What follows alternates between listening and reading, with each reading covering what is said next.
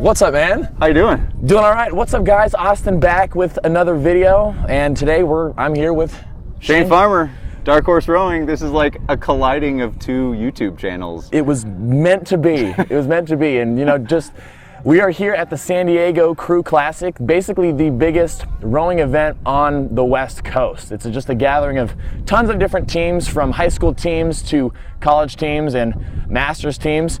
You walk around and run into Olympians and pretty much everyone in the rowing scene. Just a lot of very tall, fit people wearing spandex everywhere. It's basically from any age category. Yeah, it's one of the best opportunities to just walk around in spandex all day long. Yeah. It's great. So today we just wanted to, just kind of meet up, and just because this was a great opportunity, I'm based out in Sacramento and Shane's in San Diego, but we were both able to come together for this. And so we wanted to just take some time to, chat some stuff. It's one of those, we've watched each other's channels, we've talked via email, we've connected before.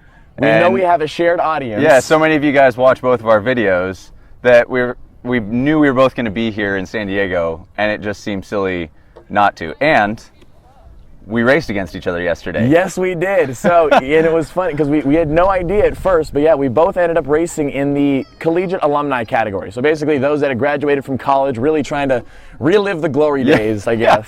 Relive our youth. Yeah, it was a good time. And that's sort of, I guess, the main thing we wanted to talk about today is maybe why someone who maybe uses the rowing machine as part of their general fitness routine or uses the rowing machine a lot, why you should get an opportunity to go out into a boat. Because honestly, it's a totally different experience. Yeah, I've always likened it to when you are on a rower, it's like learning to ride a four-wheeler.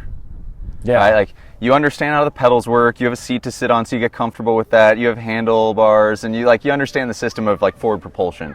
Then taking that and trying to learn how to ride a unicycle is like taking all the training wheels off. Yeah, it's like going from rowing on erg to rowing on the water. It becomes infinitely more complicated, but so much more rewarding. Very rewarding. But when you do break it down, it does, they're both very, very similar.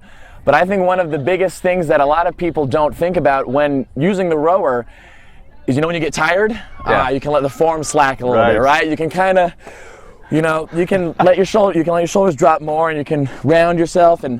But if you want, you can even ease off the throttle. Yeah. I mean, you can full on stop. But what happens when you do that in a boat?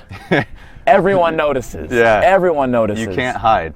No, you can't do it. And there's something, when you're in a boat, because in rowing, there's a bunch of different boat classes. They've got boats as small as singles, where someone is just rowing in the boat by themselves, to boats as big as eights, with 8 guys rowing, and then one coxswain, someone that steers the boat and basically calls the commands throughout either a practice or a race. And when you're rowing with other people, you have to be on your game. You can't, if you slack, everyone can feel that. Yeah, everyone can feel it. I think that's the ultimate pressure of being in rowing, but also what's rewarding is because you share pain, blood, sweat, tears, right? All those things that develop character in somebody. Absolutely. I think that's what creates such a strong bond and such a strong value behind actually getting on the water. So I know both of us kind of talk primarily about just the rowing machine as a training tool. Yeah. Right? And rarely do we get into the hey, let's get on the water. Getting started, I feel like a lot of people feel there are barriers to entry, but often it's not as bad as you would think.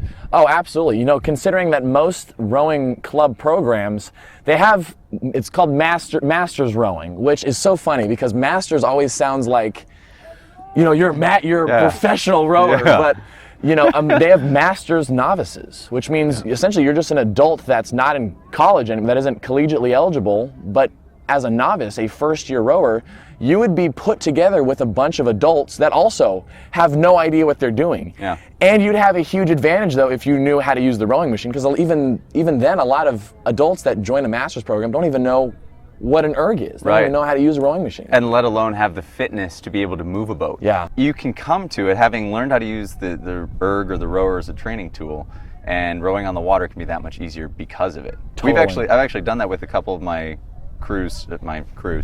indoor rowing club here in San Diego, on occasion, I'll bring them out to the water for a day on the water. That's awesome. To learn what it's like to have an oar in their hands. Yeah, and it is a totally different experience. But yeah, the rowing machine, it really sets the foundation. Yeah. But with rowing, masters rowing in general, you think about okay, what if you join like an adult soccer team? You'd be with a bunch of people that have played soccer their whole lives. Yeah.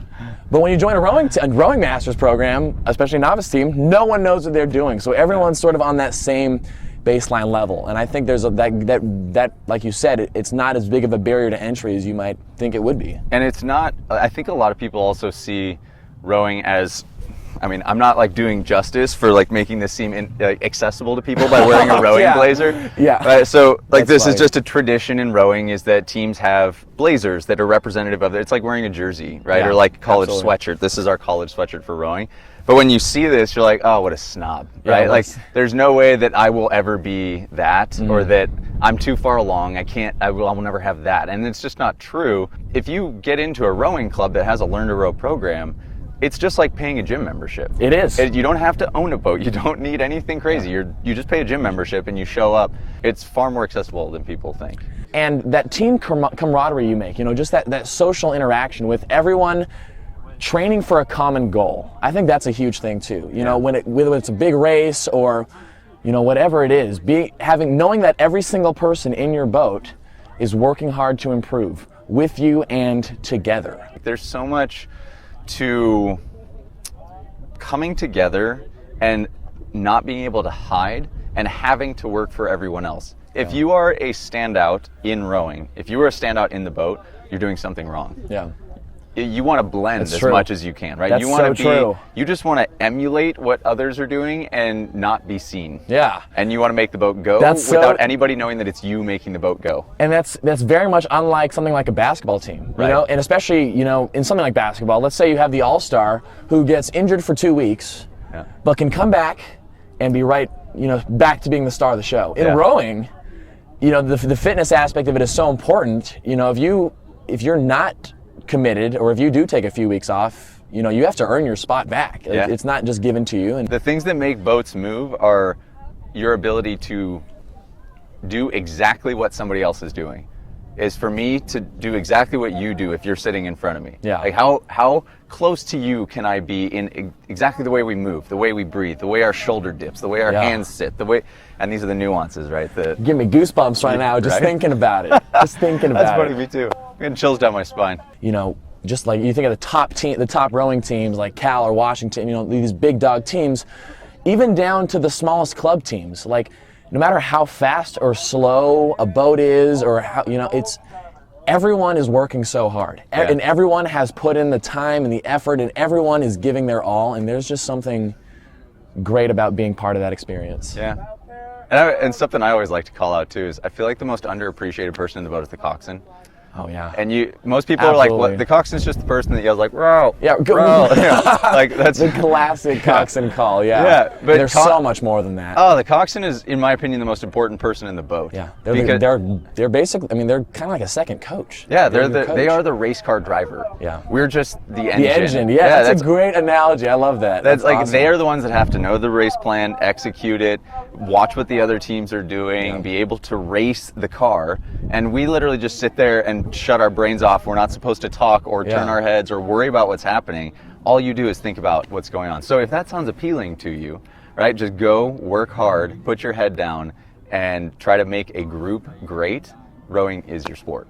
It's just an entirely different perspective of rowing, getting in a boat versus being on the machine. Yep, completely. Yeah, and it's definitely worth the effort to try to make it happen. Yeah. I can't believe we're here. I know, yeah, we're like incepting YouTube channels now. This is every YouTuber's dream, is to collaborate with somebody else, right?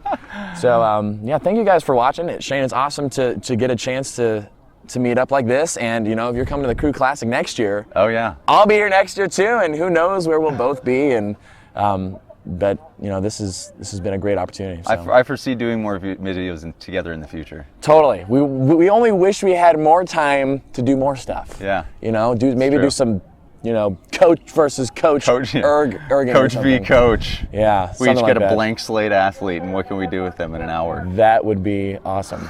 But next time. So, cool, man. All right. All righty. Yeah. Pleasure. Good luck racing. Thank you. One Shane's more race. racing once again. Yeah. All right. Yeah. Yeah. Good luck, man. Thank All right. you. And we'll see you guys in our next videos. Yeah. Yeah. Take care. Bye, guys.